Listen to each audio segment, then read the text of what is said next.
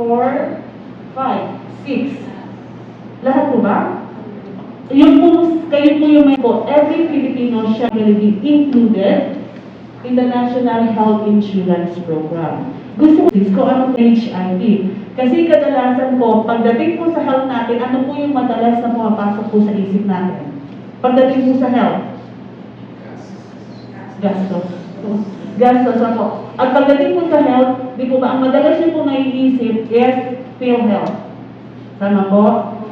Opo, covered po kayo ng PhilHealth. Tandaan po natin na sa PhilHealth po, ito po yung na-create na opisina ng po mga previous na batas para po mag-administer ng ating pong mga health program sa ating pong mga empleyado, sa ating pong mga tauhan. Tama po?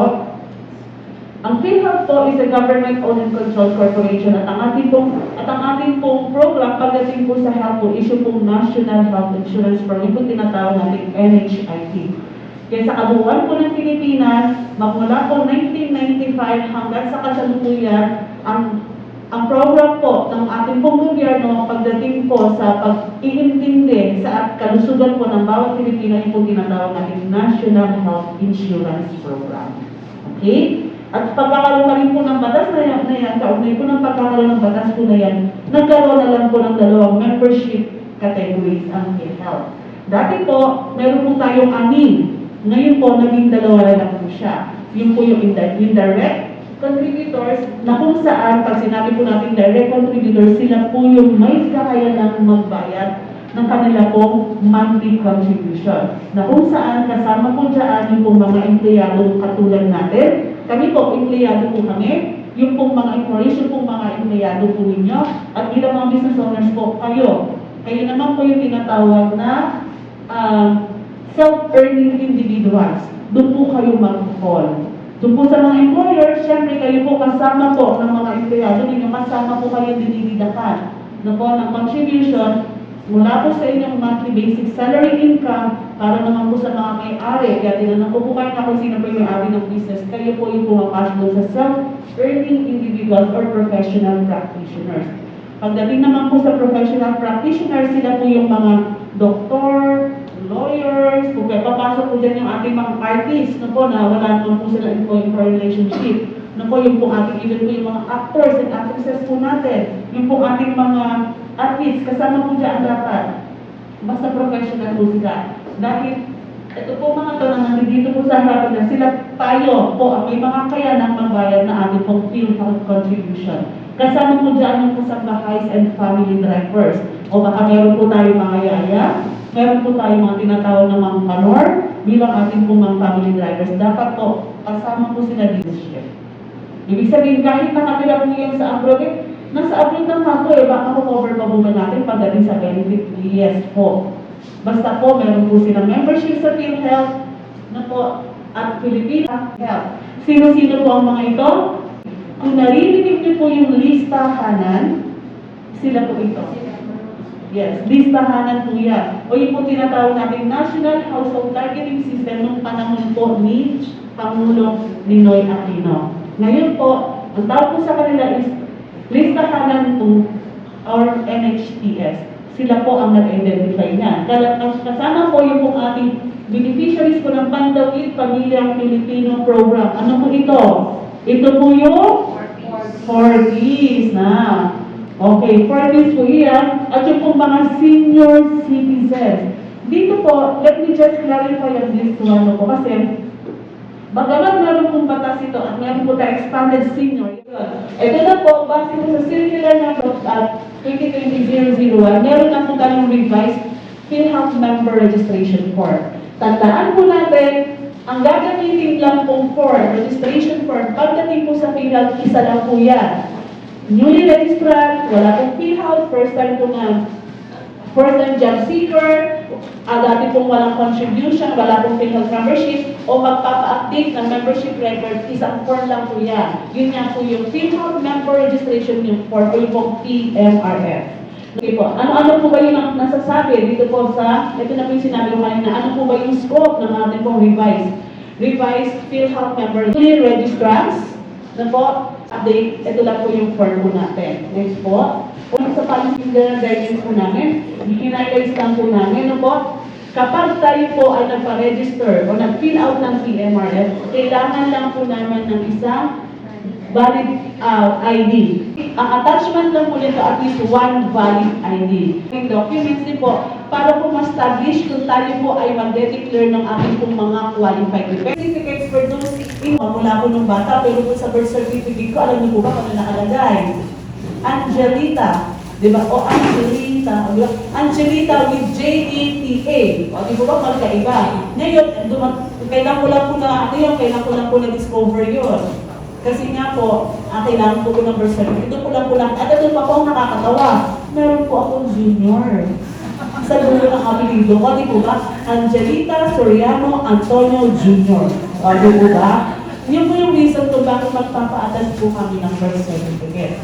Para kasi, tandaan po natin, yung pong birth certificate, hindi po siya supersede na anumang pong dokumento kahit sabihin ko po, yan ang po yung ginamit ng dito na po yung po yung nasa diploma ko, hindi po. Kasi bakit po, ang birth certificate po ang kauna-unahang dokumento ng isang Pilipino. Mula nung pinanganak po siya, kaya yun po ang mag-require. Okay? Kaya kailangan po namin ng birth certificate, lalo na po kapag may mga bago kayong kriyado. Ano pa po yung scope, ano pa po yung coverage ng po aming revised na PhilHealth Member Registration Form? Manghihingi po kami ng proof of income. Okay? Dapat naka-indicate din po dun sa lower portion po ng PMRF, makikita nyo po may tatlong boxes po doon. Source of income, amount ng income, proof of income. Kung nagkakalibalito naman po sila, bahala nyo na po kayo basahin mamaya, okay? Pero mas alam ko po may tatlong boxes po doon sa lower portion po ng front page po ng PMRF. Source of income, amount of income, proof of income. Actually, base pa rin po sa revised circular po na yun, pero kailangan pa rin po namin, as warranted po, manghihingi po kami na additional requirement kapag medyo tawag ito, pag sa feeling po namin hindi po totoo, yung po income na dinigay po doon. Bakit po? Ayan. Ay, ito po yun, no? Tama po ba ako? Ayan, tama. Profession po pala, profession, monthly income and proof of income. Yan po yun. Lalo pag nilagay niyo po dyan, architect kayo, tapos nilagay niyo 10,000 lang. Sa palagay niyo po ba, maniniwala kami? Architect kayo, license architect po. Sabi naman natin doctor, tapos 10,000 lang monthly income. Yun po yung mga pagkakataon, or business owner, yun po yung mga pagkakataon na hihingi po kami ng proof of income. Okay? Kasi nakalagay po doon. Ang proof of yan, ito po yung, bakit po tayo doon? Familiar na po tayo dyan, back to back na po iyan. Tandaan po natin na kailangan po may completed name of over-signature po dun sa likuran. Kasi, any bogus or fraudulent entries on that form would constitute a member or an individual for a penalty kapag meron po kami nakita na hindi po totoo. Alam niyo po ba, ito po medyo chismis po konti. Madalas po kami meron na encounter. Kasi ako rin po nag-frontline din po previously. Meron po lalaki sa amin, ma'am, pa-check ko nga po kung nakadeclare po ako sa asawa ko. Siya po ay asawa. Ano po pangalan? Bigyan po namin ng idea. Ano po pangalan niya? Hindi ng ID. Ang na-check po namin, iba yung pangalan ng asawa na naka-record. Hindi po ba? Pero, syempre, totoo po yun. Totoo po yun. Maaring namatay na yung, hindi po naman maaring namatay, nag-bibigo po siya, pero hindi pa po, hindi pa po na-update sa amin. So, ibig sabihin, tandaan po ninyo, hindi po kami basta-basta nag-divulge na information, lalo na yung frontline po namin, unless, kasi po, tayo po ay bounded by the Data Privacy Act. Kaya kayo din po, dapat kayo din po bilang mga employer o bilang mga business owner na may mga tauhan, huwag din po kayo dapat magbigay, dapat nga po gano'n tayong mga non-disclosure agreement kasi kailangan pangalagaan po natin yung interest ng ating pong kumpanya, ng ating pong mga tauhan. Okay? Yan po yun. Next po, sabi pa rin po dito ang proof of income na po, ito po yung sinasabi ko sa inyo kanina, kung nag-declare po kayo, doon po sa form, hindi po kami manghihingi ng any additional documentary requirement unless na mayroon dapat po, makita po namin kung ano po inyo pong profession. Kung housewife lang po kayo, okay lang. Okay? Pero yung mga sari-sari store owner, magkano po ba yung monthly income nun? Hindi po ba depende po? Ano po? Okay, sige, pag sari-sari store owner po, lalo na yung mga slow scale po ng mga business entities, pwede po siguro. Pero kapag iba po yung professional study po ninyo, we will require you to submit any proof of income na talaga po naka-assess po sa simula po ninyo sa PFRM. Okay po tayo doon? Okay po? Okay, next po tayo. Okay, ito po yung proof of income, ito lang naman po yun. Kahit any of the following, yung proof of income po natin. Pero lalo-lalo na po sa mga business owners, we will require to submit ITR po ng previous years. Then, magpaparisubmit po rin kami sa inyo as early as June. June po dito ba? Previous years po yan, tapos nagbayad po kayo for January to June. Siyempre po, wala pa naman po tayong bagong ITR. Yung po previous years po yung bilhin namin sa inyo. Pero pagdating po ng June, kailangan mag-submit po kayo nung po current year na. Kasi di po ba kailan po ba filing ng ITR? April. Tama po. So, ibig sabihin, May, June, meron na po tayo for ITR for the current year.